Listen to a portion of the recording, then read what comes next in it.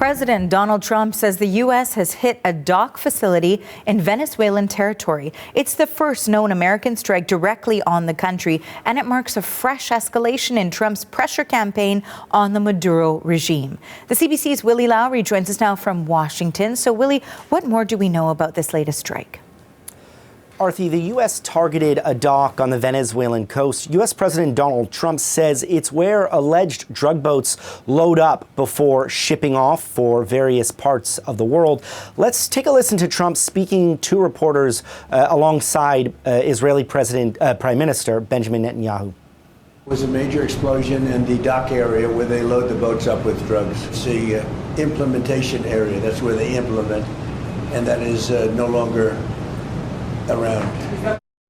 So CNN is reporting that the strike was carried out by the CIA using drones. The strike appears to have taken place just before Christmas. Now, Trump did not disclose the exact location, but he had long ago authorized the CIA to conduct covert operations inside Venezuela.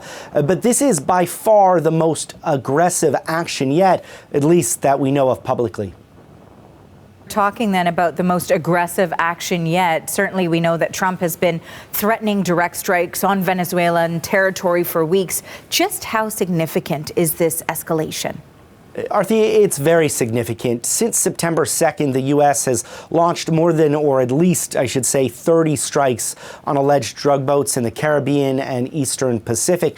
The Trump administration has made stopping the flow of drugs into the U.S. a major priority and essentially says that it's at war with these South American drug cartels. But striking land is very different than hitting boats in international waters. Now, there's been bipartisan concern over the administration's actions over the last several months in Venezuela and the Caribbean. Let's take a listen to Democratic Senator Chris Coons.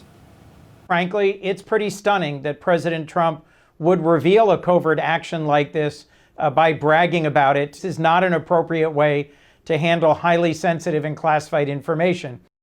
The U.S. has steadily ratcheted up pressure on Venezuela. Earlier this month, Trump announced a blockade on sanctioned Venezuelan oil tankers and actually seized one of the tankers, all in an attempt to cripple the country's main source of revenue, which is oil. Venezuela, of course, sits on the world's largest oil reserves. And Trump has openly mused about ousting the country's president, Nicolas Maduro. Now, Venezuela, for its part, has yet to comment on these latest actions by Washington.